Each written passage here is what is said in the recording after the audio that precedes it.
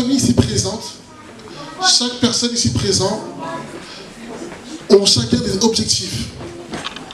Tout le monde ici, que ce soit à titre personnel, ont des objectifs. L'État a des objectifs, mais nous, ce qui nous intéresse, c'est nous, personnellement, nos objectifs. L'Église elle-même a des objectifs qu'elle veut atteindre. On veut atteindre des objectifs pour pouvoir grandir, pour pouvoir se sentir épanoui. Et tous ces objectifs, pour les atteindre, il y a un seul chemin, c'est le combat. On n'atteint pas un objectif sans combattre. Si tu veux atteindre ton objectif, il faut passer par le combat. Cependant, le verset qu'on va lire va nous rassurer.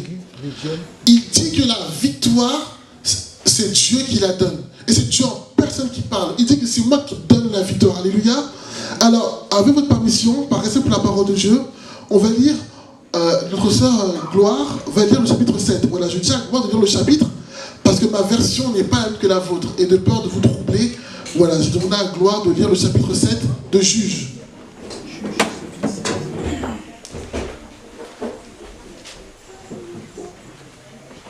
Voilà, est-ce qu'on peut se tenir debout, s'il vous plaît? Voilà, pour introduire... Alors, je lis la parole de Dieu. Juge, chapitre 7, verset 1. Jérubbaal, qui est Gédéon, et tout le peuple qui était avec lui se levèrent d'un bon matin et campèrent près de la source de Harod. Le camp de Madian était au nord de Gédéon, vers la colline de Morée dans la vallée. L'Éternel dit à Gédéon: le peuple que tu as avec toi est trop nombreux pour que je livre Madian entre ses mains. Il pourra en tirer gloire contre moi et dire: c'est ma main qui m'a délivré. Publie donc ceci aux oreilles du peuple, que celui qui est craintif et qui a peur s'en retourne et s'éloigne de la montagne de Galad. 22 000 hommes parmi le peuple s'en retournèrent, et il en resta 10 000. L'Éternel dit à Gédéon: le peuple est encore trop nombreux. Fais-les descendre vers l'eau, et là je t'en ferai le triage. Celui dont je te dirai que celui aille avec toi, ira avec toi. Et celui dont je dirai qui n'irait pas avec toi, qui n'aille pas avec toi, n'irait pas avec toi.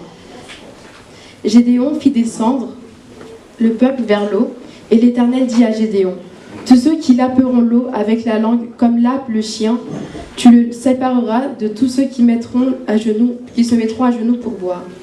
Ceux qui lapèrent l'eau en la portant à la bouche avec leurs mains furent au nombre de 300 hommes. Et tout le reste du peuple se mit à genoux pour boire. Et l'Éternel dit à Gédéon: c'est par les 300 hommes qui ont lapé que je vous sauverai et que je livrerai Madian entre tes mains. Que tout le reste du peuple s'en aille chacun chez soi. On prit les vivres du peuple et ses trompettes. Puis Gédéon renvoya tous les hommes d'Israël, chacun dans sa tente, et il retint les 300 hommes. Le camp de Madian était au-dessous de lui, dans la vallée. L'Éternel dit à Gédéon: pendant la nuit, lève-toi, descends au camp, car je l'ai livré entre tes mains. Si tu crains de descendre, descends-y avec Pura, ton serviteur. Tu écouteras ce qu'ils diront, et après cela, tes mains seront fortifiées. Descends donc au camp. Il descendit avec Pura, son serviteur, jusqu'aux avant-postes du camp. Madian, Amalek et tous les fils de l'Orient étaient répandus dans la vallée comme une multitude de sauterelles. Et leurs chameaux étaient innombrables, comme le sable qui est sur le bord de la mer. Gédéon arriva, et voici, un homme racontait à son camarade son songe. Il disait: j'ai eu un songe, et voici, un gâteau de pain d'orge roulait dans le camp de Madian. Il est venu heurter jusqu'à la tente, et elle est tombée. Il l'a retournée sans dessus-dessous, et elle a été renversée. Son camarade répondit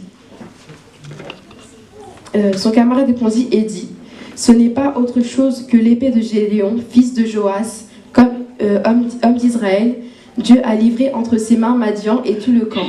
Lorsque Gédéon eut entendu le récit du songe et son explication, il se prosterna, revint au camp d'Israël et dit: levez-vous, car l'Éternel a livré entre vos mains le camp de Madian. Il divisa en 3 corps les 300 hommes et les remit à tous des trompettes, des cruches vides, des flambeaux et des cruches. Il leur dit: Vous me regarderez et vous ferez comme moi. Dès que j'aborderai le camp, vous ferez ce que je ferai, et quand je sonnerai de la trompette, moi et tous ceux qui seront avec moi, vous sonnerez aussi de la trompette tout autour du camp. Et vous direz, pour l'Éternel et pour Gédéon. Gédéon et les 100 hommes qui étaient avec lui arrivèrent aux abords du camp au commencement de la veille du milieu, comme on venait de placer les gardes. Ils sonnèrent de la trompette, brisèrent les cruches qu'ils avaient à la main.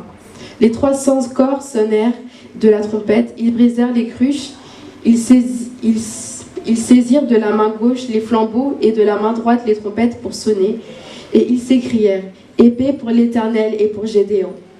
Ils restèrent chacun à sa place autour du camp, et tout le camp se mit à courir, à pousser des cris et à prendre la fuite. Les 300 hommes sonnèrent encore de la trompette, et dans tout le camp, l'Éternel leur fit tourner l'épée les uns contre les autres. Le camp s'enfuit jusqu'à Beth-Sita, vers Tséréra, jusqu'au bord d'Abel-Méhola, près de Tabat. Alléluia. Est-ce qu'on peut acclamer le Seigneur pour la parole? Alléluia. Alléluia. J'ai dit, est-ce qu'on peut acclamer le Seigneur, le roi des rois, pour sa parole? Alléluia. Voilà, vous pouvez vous asseoir. Alors, ma soeur Gloire, tu vas rester encore. Prends ta Bible, voilà. Ton premier verset que tu vas prendre, après, c'est Deutéronome 20, verset 8. Tu liras après. Voilà, comme j'ai dit, chaque personne ici a des objectifs. Chaque personne ici a son objectif personnel, familial. Chacun a son objectif. Mais le seul moyen d'atteindre son objectif, c'est le combat. Et comme on a pu lire, on voit que Gédéon part en guerre contre les Madianites. La Bible nous dit qu'ils étaient 32 000. Et que les Madianites étaient innombrables.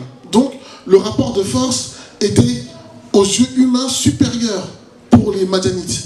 Mais la Bible dit que Dieu dit quelque chose d'intéressant. Il dit que le groupe que tu as est trop nombreux pour que je vous donne la victoire. Alors la question qui se pose, c'est qu'est-ce que Dieu appelle trop nombreux? Parce que la Bible dit qu'ils n'étaient que 32 000. Alors les Madianites étaient nombreux. Il y avait même les Arabes avec eux, les Amalicites et tout ce qu'il y avait là-bas. Là. Ils étaient tous avec les Madianites. Alors la question qu'on se pose vraiment, c'est qu'est-ce que Dieu appelle grand? Qu'est-ce que Dieu appelle grand? Alors Dieu il dit que le nombre que tu as, eh ben ils sont trop grands. Eh ben tu sais quoi, on va faire une sélection. Alors, le chapitre 7, verset 2, Dieu dit, l'armée est trop grande pour que je donne la victoire. Sinon les Israélites s'en vanteraient à mes dépens. Alors, Dieu il dit quelque chose d'intéressant. Il dit, proclame la chose suivante. Il dit, qui d'entre vous a peur au point d'en trembler, qu'il s'éloigne? Dieu il dit, celui qui a peur, eh ben qui rentre chez lui, qui s'éloigne et qui rentre chez lui. J'ai fait A. Ok. Qui s'éloigne et qui rentre chez lui. Et la Bible dit que 22 000 personnes se sont éloignées et sont rentrées chez eux. La question c'est qu'est-ce qu'ils étaient venus faire ici? Ils sont peut-être trompés, le GPS leur a donné une mauvaise indication. Mais la Bible dit que sur les 32 000, il y en a 22 000 qui sont partis. Dieu est sage. Alléluia. Et quand on lit la parole de Dieu, justement, ce que nous va nous lire, la raison, on la trouve dans Deutéronome 20, verset 8. Est-ce qu'elle peut nous lire le verset? Deutéronome 20, verset 8. Les officiers continueront à parler au peuple et diront, qui est-ce qui a peur et manque de courage? Qu'il s'en aille et retourne chez lui. Alléluia. Celui qui a peur, eh ben, qui s'éloigne et qui rentre chez lui. Pour deux raisons. De peur que leur manque de volonté contamine le reste. Ça, c'est un. Il faut bien retenir ça. Le deuxième, c'est, bien aimé, on voit que sur les 32 000, il reste que 20, sur les 32 000, il y en a 22 000 qui sont partis. Donc ça fait qu'il n'y a que 10 000 qui sont restés. C'est étonnant. Ça résume un peu notre vie. Hein. On est souvent entouré de personnes. Sur Facebook, il y en a qui ont des 800 amis, 500 amis. Mais quand il y a un problème, on peut les compter, hein, ceux qui restent. Hein. On peut les compter, hein, ceux qui restent. Depuis que je paye un loyer, je comprends qu'il n'y a pas beaucoup de personnes qui sont prêtes à nous aider quand il y a des problèmes. Mais on comprend, ce message est très important. Il nous montre qu'il y a peu de personnes sur qui compter. Dans la bataille, il y a peu de personnes sur qui compter. Et par les 22 000 là, ils sont partis. Est-ce que vous vous imaginez si ces gens seraient restés? Ces gens avec leur peur, ils seraient restés. La panique qu'ils auraient semée dans leur propre camp. Dieu dit que ces gens-là sont un blocage, qui s'en aillent et qui rentrent chez eux. Il y a des gens dans notre vie, on doit leur dire, mon frère, éloigne-toi et rentre chez toi. Ceux qui n'ont pas la foi en Jésus-Christ, ceux qui font des affaires et qui marchent avec des gens qui n'ont pas la foi en Jésus-Christ, ne peuvent pas prospérer éternellement. Il faut éloigner ces gens-là. Ceux qui ont peur, il faut les éloigner et qu'ils rentrent chez eux. Mais au-delà de la peur, c'est surtout l'esprit. Ceux qui ont un esprit défaitiste. Au-delà même d'avoir peur, ces gens-là même, je pense qu'on peut dire que humainement, ils avaient raison d'avoir peur. Parce qu'ils ne sont que 32 000. Et les Amalécites et les Magites sont nombreux. La Bible les compare au bord, au sable qui est au bord de la mer. On ne peut pas le compter, c'est impossible. On ne peut pas les compter. Mais ces gens-là, Dieu leur dit, il faut les éloigner. Il faut que nous éloignions ceux qui ont un esprit défaitiste. Si tu n'as pas un esprit combatif, le Seigneur ne pourra rien faire avec toi. Il te demandera gentiment de t'éloigner et de rentrer chez toi.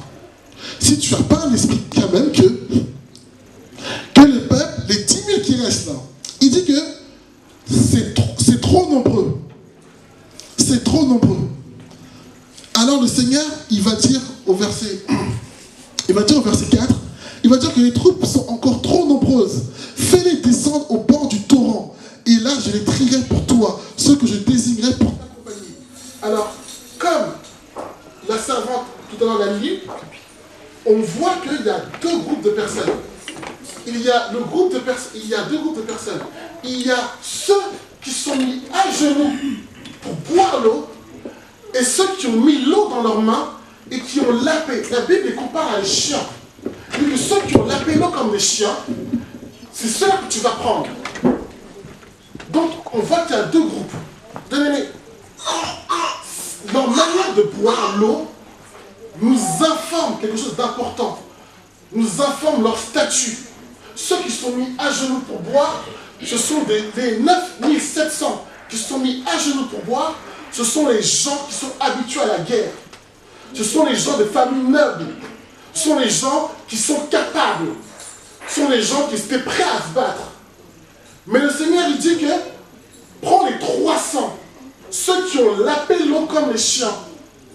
Dieu donne sa victoire à ceux qui sont humbles. Amen. Ceux qui ont lapé l'eau étaient un signe d'humilité. C'est le signe de l'humilité. C'est sûrement des gens de rien du tout. L'Éternel est parti en guerre avec des gens de rien du tout. Contre les Madianites. Moi, je ne sais pas comment tu te vois, comment tu te sens. Mais le Seigneur dit que c'est avec ces 300 là que Dieu veut donner sa victoire. Ils sont mis et ça m'a beaucoup, vraiment, à ce moment-là, je me suis vraiment mis, j'ai repensé à ma première question, c'est qu'est-ce que Dieu appelle trop grand? C'est que quand Dieu dit que le peuple était trop grand, il parle déjà au niveau de la peur. La peur était tellement grande qu'en fait, on retenait plus la peur déjà, dans ce groupe d'hommes, on retenait plus la peur que les guerriers eux-mêmes. En fait, il y avait plus de peur que les guerriers. Donc l'État dit que ce groupe-là est trop grand. Mais il n'a pas dit de quoi. Et il était trop grand pour une deuxième raison. Il y avait trop d'orgueilleux. Il y avait trop d'orgueilleux. Donc l'Éternel voulait séparer ces choses-là qui étaient trop grandes dans ce groupe d'hommes, dans ces 32 000 hommes. Alors, dans la première sélection, il ne reste que 10 000 personnes. Dans la deuxième sélection, il ne reste que 300 personnes. Et c'est avec ces 300 personnes-là que Dieu dit qu'il veut donner la victoire contre les Madianites. Nous, on le lit. C'est facile pour nous. Mais il fallait bien se mettre à la place de Gédéon, qui, déjà, quand on lit le verset 6, on voit qu'il demande plusieurs signes à Dieu. Il n'est pas sûr il n'est pas sûr vraiment. Merci mon frère. Il n'est pas sûr que Dieu va vraiment lui donner la victoire. Alors il demande plusieurs signes à Dieu pour que Dieu augmente sa foi. Et maintenant que Dieu augmente sa foi, la situation en face de lui le brise. Il voit que, encore, quand il y avait les 10 000 soldats, il voit qu'il y a les plus forts. Mais là, Dieu même a enlevé le plus fort. Il reste que les faibles. Les 300 bons à rien. Qu'est-ce qu'on va faire avec ces gens-là? La question c'est, qu'est-ce que Dieu peut faire avec 300 bons à rien?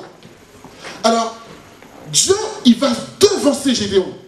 Et il va lui dire, écoute, c'est avec ces gens que tu auras la victoire. Mais cependant, aussi, si tu as peur, descends. Retenez bien, descends dans le camp des Madianites. Écoute ce qu'ils vont dire et ça va te donner du courage. Quand j'ai entendu ça, je dis, ça nous rappelle un peu l'histoire un peu de quelqu'un, mais qu'on va voir tout de suite. Il dit de descendre. Ça veut dire que si tu n'es pas sûr de toi, si tu n'es pas sûr de ce que Dieu peut faire pour toi, écoute ce que tes ennemis disent de toi. Alléluia. Écoute ce que ceux qui sont en bas de toi disent de toi. Alors, ceux qui sont en bas de toi, qu'est-ce qu'ils disent? Et ça m'a fait penser justement au Job, chapitre 1, quand Dieu dit à Satan, as-tu vu mon serviteur Job? Il n'y a personne comme lui sur la terre. Et ce n'est pas Dieu qui parle. Satan, il va dire une phrase, vraiment qui va toujours bouleverser jusqu'à aujourd'hui. Il dit que, mais tu as mis comme un mur de protection sur la vie de Job. Tu as béni ses mains. Ce n'est pas Dieu qui le dit. Ce n'est pas Job qui le dit, c'est Satan. Il dit que la vie de Job, il y a comme un mur. Il dit comme un mur, parce que Satan ne comprend pas la puissance qui protège Job. Il dit qu'il y a comme un mur, comme un rempart. Il y a comme un rempart de protection sur sa vie. Tu as béni sa vie, tu as béni l'œuvre de ses entreprises. Son troupeau couvre le pays. Ce n'est pas Dieu qui le dit, c'est Satan. Ce sont nos ennemis qui disent ça de nous. Ils disent qu'il y a comme un rempart. Ils ne comprennent pas. Et si ça vous fait peur ce que je vous ai dit, on va lire un peu le verset, encore un peu plus, et on va lire. On va voir que Gédéon descendit. Et il descendit, donc avec son serviteur Pourra, jusqu'au avant-poste du camp. Les Madianites, les Amalécites et les nomades de l'Orient étaient répandus dans la vallée en aussi grand nombre qu'une nuée de sauterelles, et leurs chameaux étaient innombrables comme les sables au bord de la mer. Gédéon s'approcha et il dit, un homme racontait un rêve à son camarade. Écoute, disait-il, j'ai fait un rêve. Je voyais une miche de pain d'orge roulée à travers le camp de Madian. Arrivée à la tente, elle a frappé de plein fouet, l'a fait tomber et l'a renversée sans dessus-dessous, si bien que la tente était par terre. Son camarade lui répondit, oh, cela ne représente rien d'autre que l'épée de Gédéon, fils de Joas, homme d'Israël, à qui Dieu donne la victoire sur Madian et sur toute l'armée. Alléluia.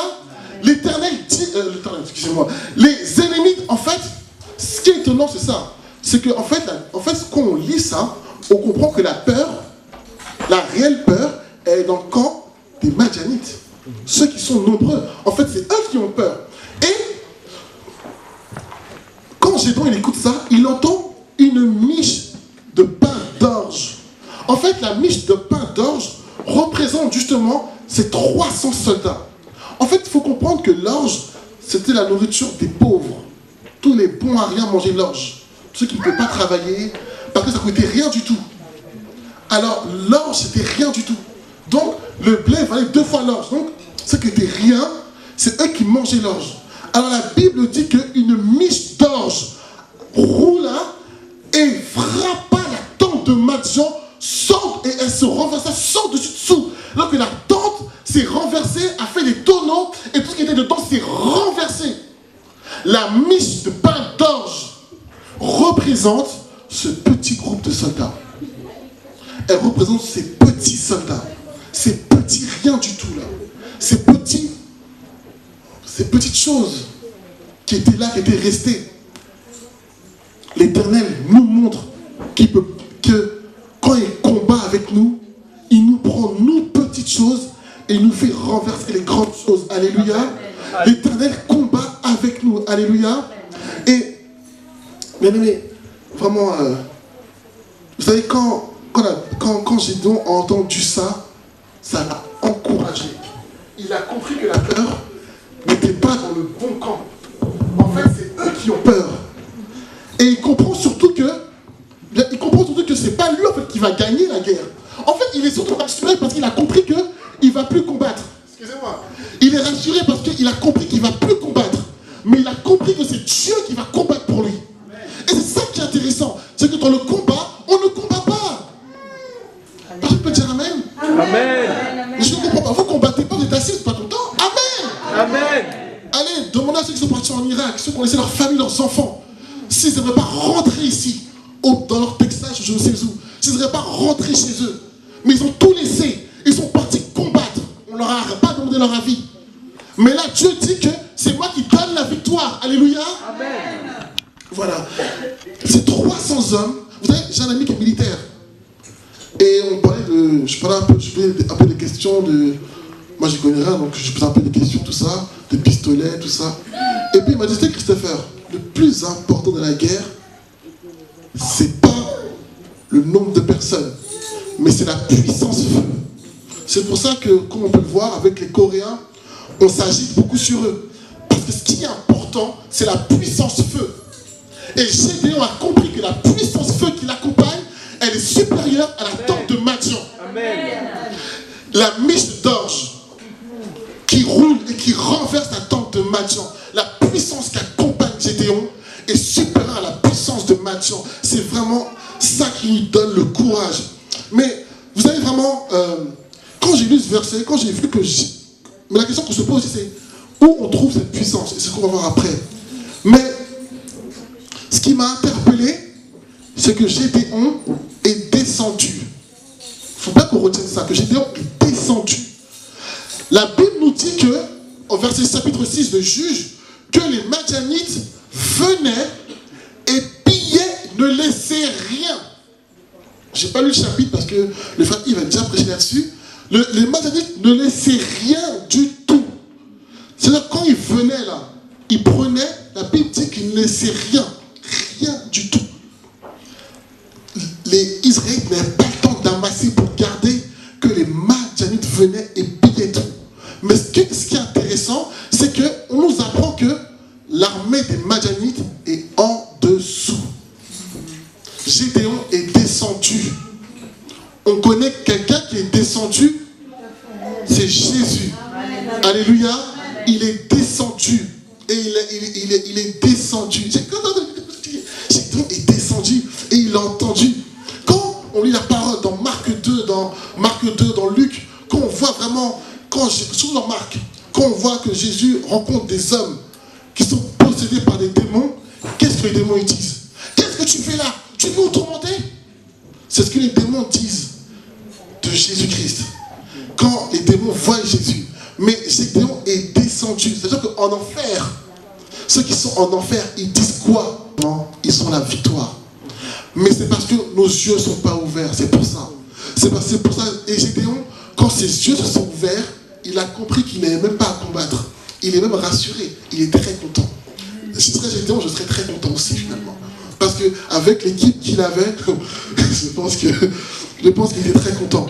Alors, la puissance que Gédéon va débloquer, elle se trouve dans Juges, toujours 7, 19. La Bible nous dit qu'ils vont dire pour l'Éternel, pour Gédéon, et ils vont sonner du corps, casser des cruches pour le nom de l'Éternel.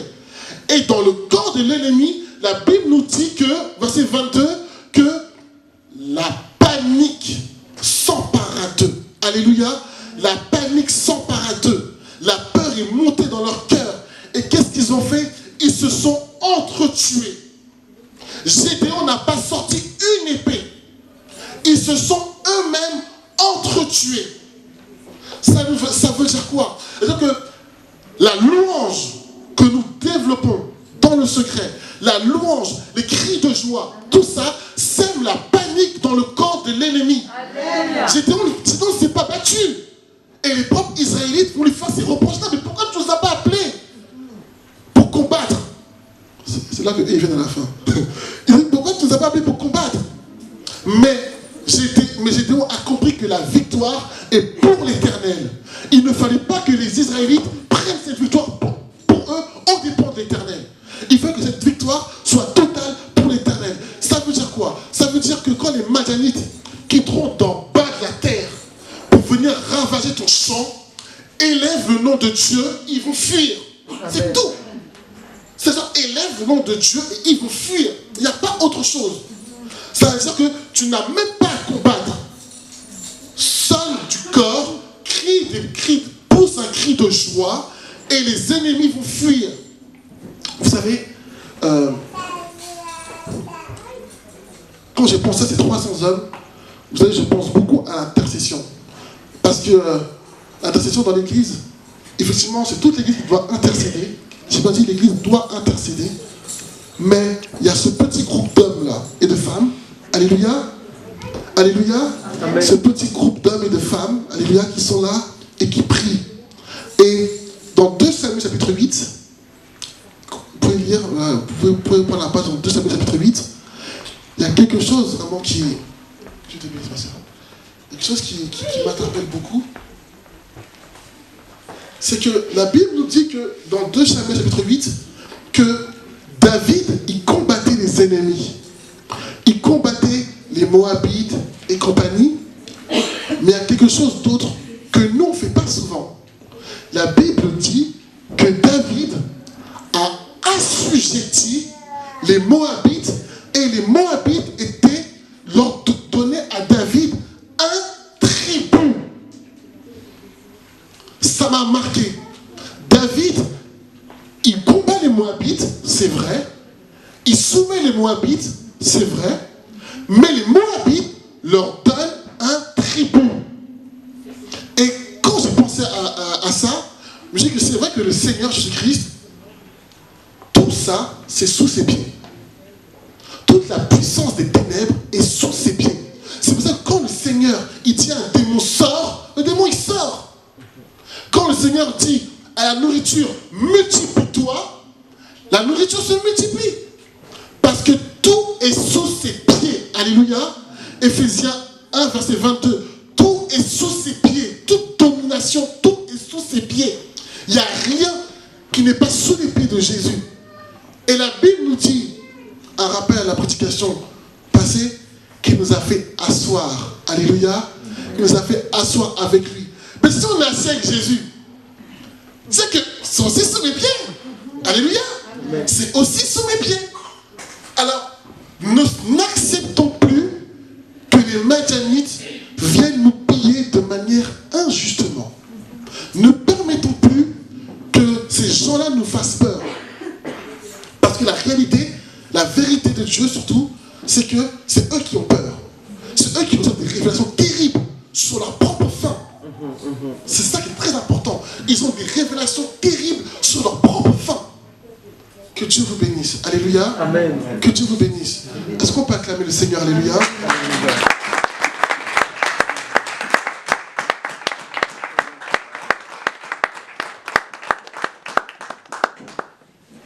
Voilà. Là, j'appelle le pasteur.